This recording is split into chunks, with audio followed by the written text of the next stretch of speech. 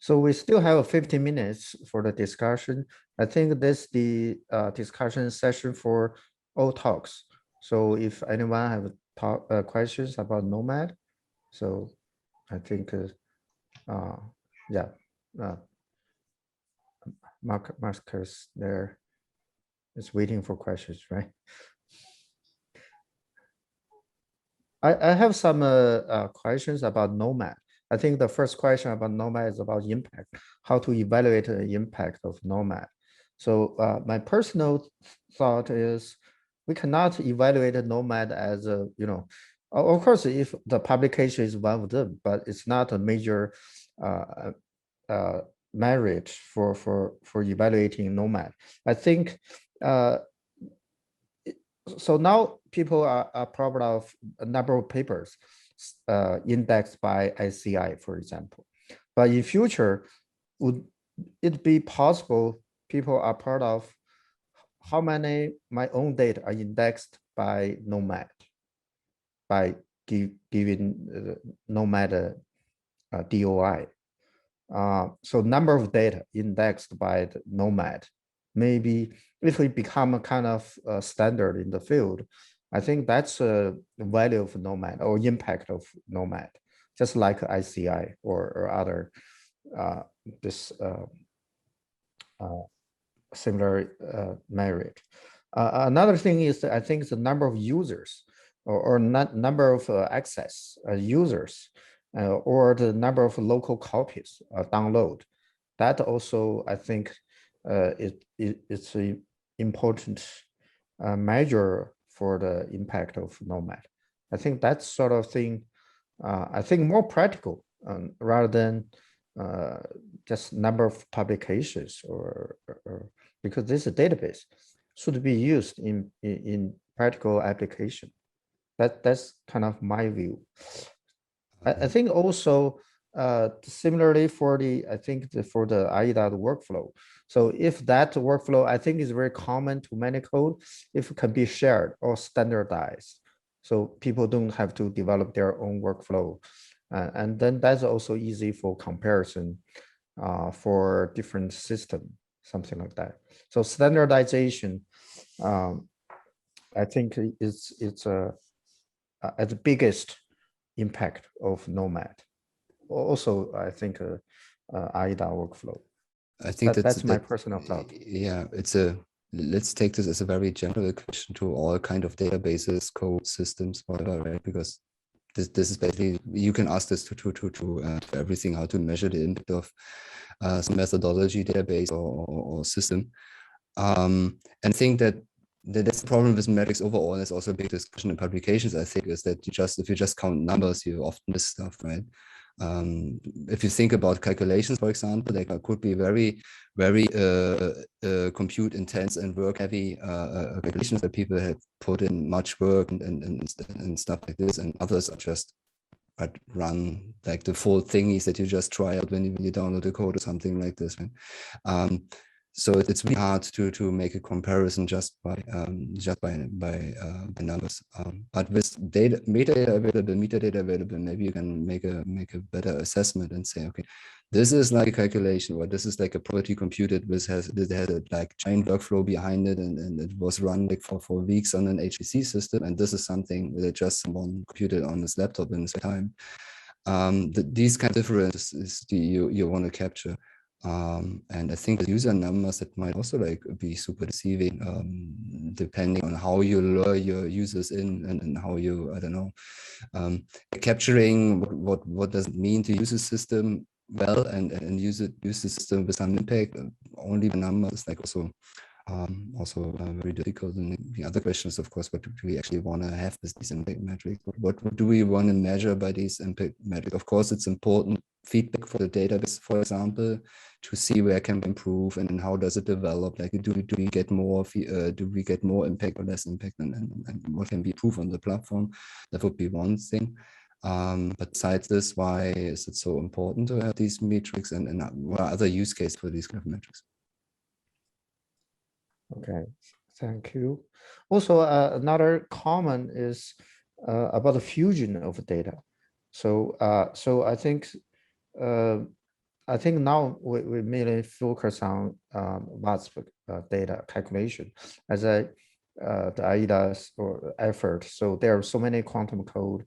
So if we can fuse the data or combine the different quantum code, I mean result, and put into one big database, because they share the common, say, properties like elastic constant, something, and then that would be make NOMAD even more useful and become sort of more unique. If someone want to do AI analysis, you have a better or bigger combined or fused database, and then people prefer to use this one or probably the only choice. Then that would be make NOMAD like a unique choice, and then that, well, of course, cite NOMAD because there are no other place can do this. They cannot hide this fact, and then that would be, I think, another way to, I mean, to become more unique. That's another way to make a more impact. That's my point. Yeah.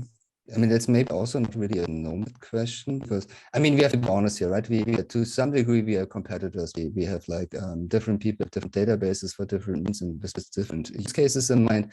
But in the end, we are also like kind of competitors and trying to find impact in the same sphere of influence, so to speak.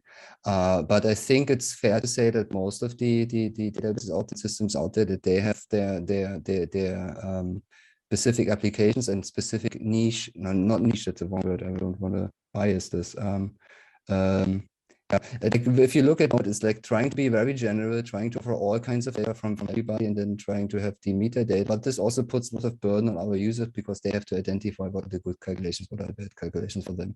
And other databases, for example, or something like the cloud might be then better for them because it's more specific. It's easier to find like high value kind of workloads run on certain systems that you're interested in, then it would be on NOMAD. So I think that all the competitors out there, so to speak, have their own kind of a thing, speciality. But anyhow, in the long run, it would make sense if we like, and Optimate, for example, is one of these initiatives, like where we try to put effort together and try to standardize something and connect the different systems a little bit at least. So yeah. I was actually going to comment on that line. I mean, you're perfectly right that we cannot avoid some form of competition between different projects. And so, I mean, I think that the way to go is indeed to have the same query language to query the different databases. And then from the user point of view, he doesn't care whether the data is here, there, or elsewhere, provided that he can query the database in the same way.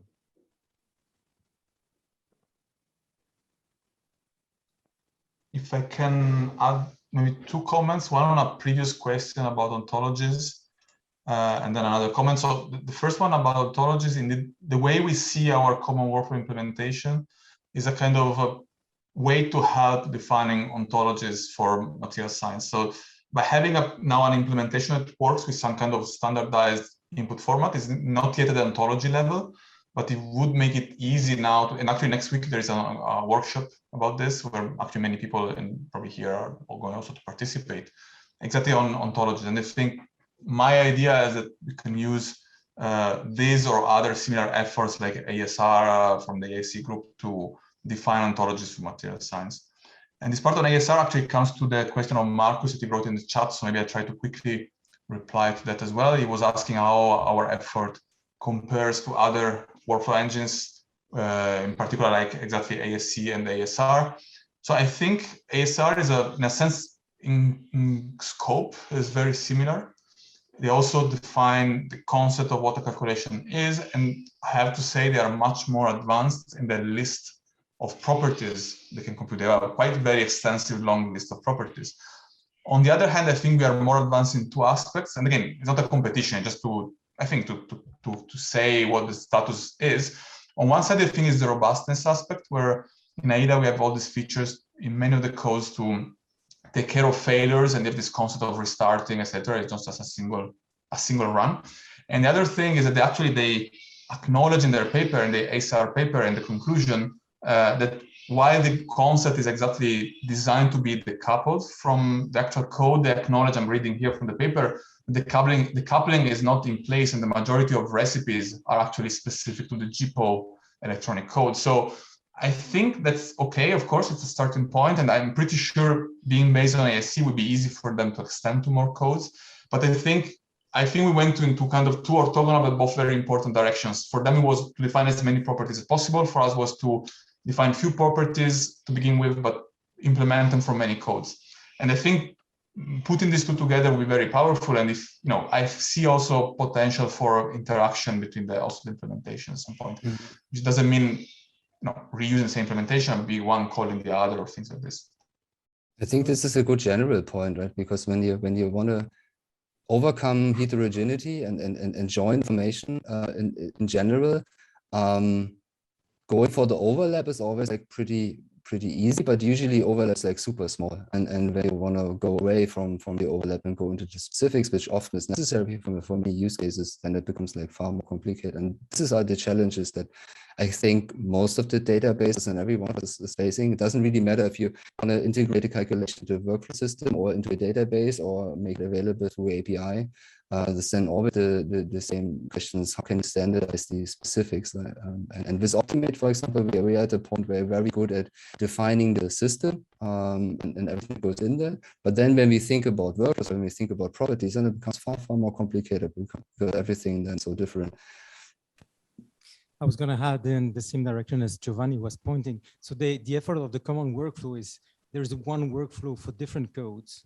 And now we have the other step that we have to bridge, I would say so, is that there are many different workflow managers, and it would be nice to have some kind of common workflow language that is accepted by the different workflow managers in such a way that then, you can have the different workflows managed by different workflow managers with different codes, ideally. That would be indeed very powerful, but it's a long way to go, I think. If I can give a direct answer to this, to Gianmarco, I think one has to be, I think my gut feeling, I don't have a response, but my gut feeling, one has to be careful at which level one want to make this common. Of course, many of all of these workflow engines, AIDA, but could be ASC, could be Fireworks, have their own specificity and the reason they are like this, and actually it's good, sometimes they're a bit different. I think it's a bit dangerous or risky to try to really go to a kind of converter of the workflow between one language and the other. I think a practical approach would actually be to maybe get on the direction of ontologies. So we agree that the concept of relaxation of a crystal, so what is a crystal structure? What is a concept of relaxing a crystal structure? And through an ontological definition, we have a way to say, I want to do this relaxation for this structure with workflow engine ABC. In a sense, it's going one step further. What we did for, I want to relax with this code, we would do for the workflow engines. And then I think this could be a practical way, because in practice, because of technical and maybe also psychological or historical reasons, it's going to be very, very tricky to merge them, which I think is not possible. But also converting between them, I think that even if they're all using Python, it might still be technically very challenging. You have to read the Python, parse the Python code and convert. So maybe that's not what you had in mind, but yeah. No, I fully agree, Giovanni, that it's not something that's going to be easy. But if you take the point of view of a developer of a code, once or a developer of a new functionality, okay, so for instance, we've been working here on an electron phonon coupling. And so we've been implementing a workflow first in the Python package that controls Abinit. But then, ideally, we would like that workflow to be usable by the different workflow manager. And otherwise, it means that we have to implement that workflow once in ASR, once in Fireworks, once for AIDA. And if some other people come up with another workflow manager, then it means that from the Abinit point of view, we need to develop plugin for every single thing. So that's not feasible. Oh, I totally see, and I see your point. I think I get it. The challenging part will be to understand at which level the things are common. But I think you have your specific use case is very good because you're interacting with probably all of them. So you really, I know you're planning to solve this issue. So hopefully. So I think when we talk about what Marco just said, right? I think the first and maybe the most important step is to recognize the steps in a workflow that has been used, right? Not necessarily that you go from this is my abstract definition of a workflow to doing this workflow in different managers, but be able to kind of see that this workflow in this manager is the same in a certain sense to what you have been doing with another workflow, right? So that you kind of pull this metadata out of one workflow or another workflow from different parts, right? So that you can kind of merge and be sure that you have the same data. And then the design of a certain workflow can be kind of compared to the design of another one. If you kind of have these ontologies to kind of map an abstract workflow to the different ways it has been implemented in the different packages.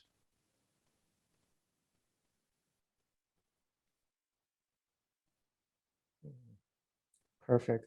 Actually, now it's the time of ending this session, but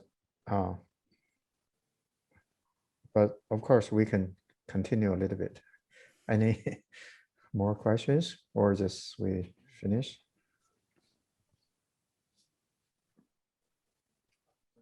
Oh, seems We have one question in Louvain. Yeah. So thanks for the for all the people here. That I want to ask for the database developers and the framework developers that if you can share some experience with the like DFT code developers. That for example, if when you develop the workflow, like in IDA, you have something like every code can say that I want some calculation to be with just input of precision with high, then perhaps every code is working on to simplify the user input to achieve this, but they are all having their own recipes. So is it possible that like the framework developers to share the experience, or to make it possible to for the DFT codes to make a common effort to make a recipe on how to make this possible? And another thing might be that for the to define perhaps what the future DFT code should do to adapt to the frameworks. Like every DFT code has its own method to do the relaxation, to do the MD and things like that. But and now in every framework, I think that is also implemented. So perhaps for some DFT code, it doesn't have to put a lot of effort to do this, but it's possible that if you can share the experience or how to make the code more adapted to the frameworks, and also the input and output, how to make them more easier to be passed by the framework and the databases. And also if we have a standard like input output, when we put that into the database, now that if all the data is stored in some kind of database, but still sometimes we want not just the data from there. Every code has its output, which has its specific output, which is perhaps not inside the database. And if we can make an effort to standardize the outputs and inputs, then and also the post-processing scripts to then that can be shared by all the codes. I would like to know your opinion about the impact when these data frameworks can make this happen. Do you want to start, Giovanni?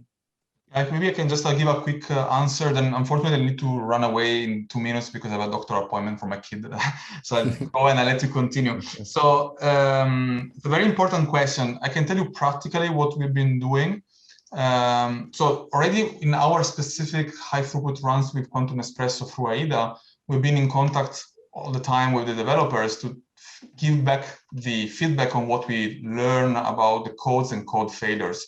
In the end, many of these codes have been designed before the era of high throughput, and so they would run for simple inputs. But when they're put to the test of running a lot of materials, a number of things happen. So that's definitely something very important. I think for any other workflow engine, other workflow developer, having a direct contact with the developers of the code is key.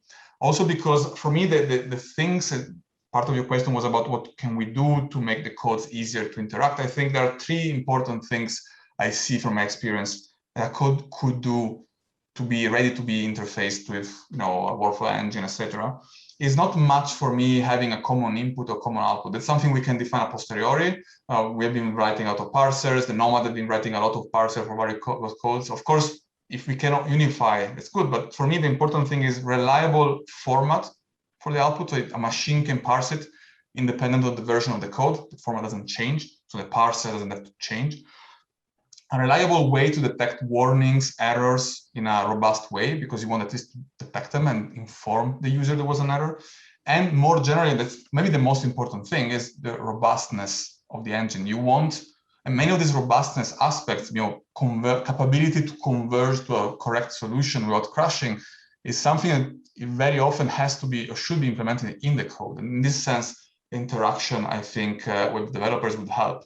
Of course, the workflow engine can do some tricks and workarounds to try to make it work, but very often, as I mentioned earlier in my example, we went to 80% to 99% success rate because the code changed the algorithm, not because we fixed something from the outside. And the final note, there's a different community, the MOL SSI I'm aware of, that actually they managed to kind of put together people and really have a kind of common format for inputs and outputs for quantum chemistry codes. It's quite interesting as an effort. I think it's a bit more challenging for us in practice. And again, I think it's not the first priority. I would say it's the second priority. That's my comment. And then maybe I'll let others, maybe Marcus or others reply. Yeah. Unfortunately, I need to leave, but I will be there in the afternoon. Sorry. Thank you, Giovanni. Yeah, I can put a few cents to this. So first of all, I agree with what Giovanni was saying.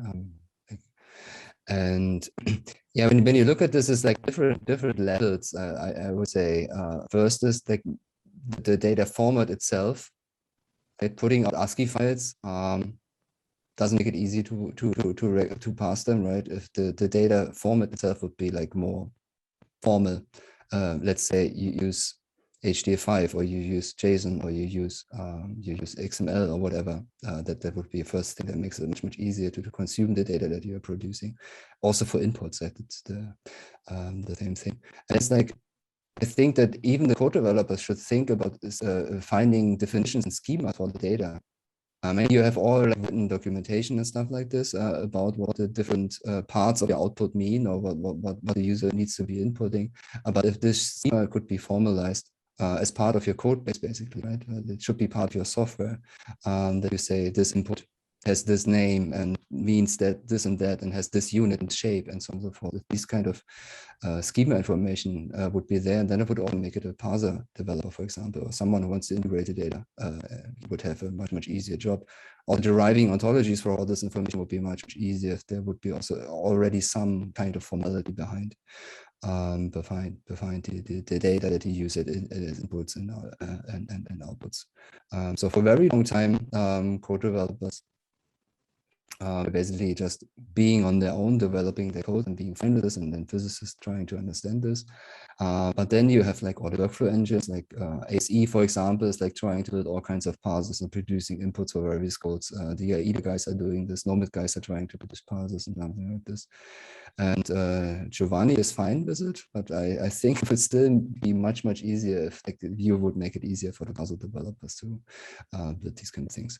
But in general, data integration and data formats, it's like a messy business. It's probably not 100% avoidable, but going for some levels of standardization would be great. Even if it's just bits and pieces, like for example, you could pick up on the Optimate standard to just have a common format for inputs, like how to define a system, for example. Already make stuff much easier. You saw this in Giovanni's presentation. He was like integrating with other databases using the Optimate API, and you suddenly can pull a crystal from this and there and then put it to your workflow. These kind of things would be then possible. Yeah, and of course the ontology thing is something that we should pursue as a community as a whole, right? And everybody should take pieces of this and try to integrate their parts of the chain with it, like being a co-developer, being a co-developer of database maintainers. Yeah, I fully agree. So it was pointed actually by Mikil a bit earlier that for the input output, I think that there would need to be something which is an API again that is kind of stable in time, and to which the different codes can then write their specific Python interface in such a way that they are responsible on how they generate the input from something that is common to all the code to something that is specific to their own code, and then they translate the output of their specific code into something that is common. I mean, that's some work that we did in the framework of ABIPy, where we translated that into stuff that was understandable by PyMagen, but it would be ideal if there was something that was understandable by many different things again. That's this kind of API common to many different things that would be ideal to define in some way. And indeed, Optimate can serve as an umbrella for developing something like that. I think it's very important but because if you look at the whole chain, there's so many translations involved, right? Yeah, so like, let's say you take a code, it takes input from something like ASR or what we just saw. So there's one translation for the input, and the code produces something. It has to be passed again by the workflow engine to make sense of it. Then the workflow is putting everything together, also producing some form of data. Then the database like Nomad picks it up and tries to parse it again. And then in the end, you have so many translation steps that lots of stuff gets lost in translation. Right?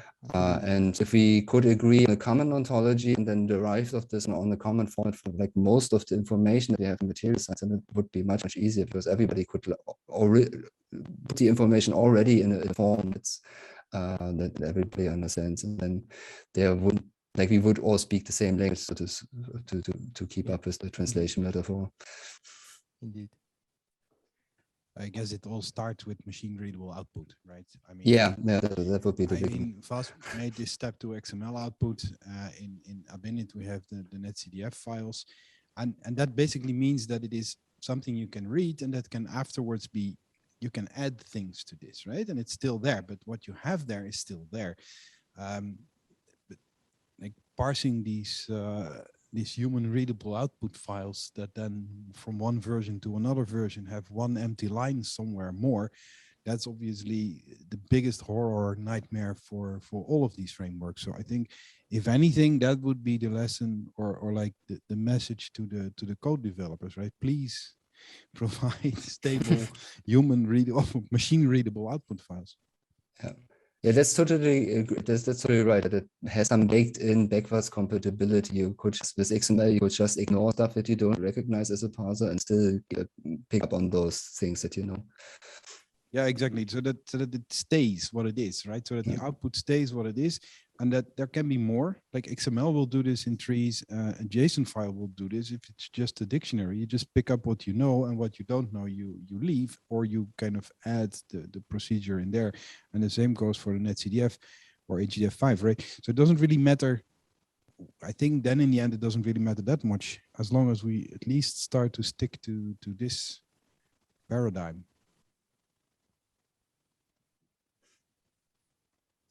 Maybe you can stop here in order to have a decent lunch.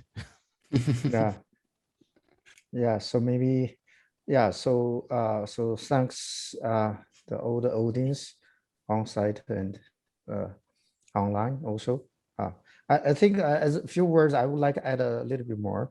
So I think we have a big word, so we allow the freedom and of course we hope we have more standardized format input output. Also AI may handle some integration standardization, but actually that's the point of a big database.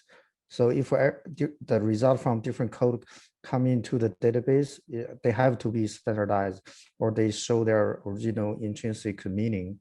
So that's also a way to move to the unified knowledge or that by the database, or even across different format or for different database.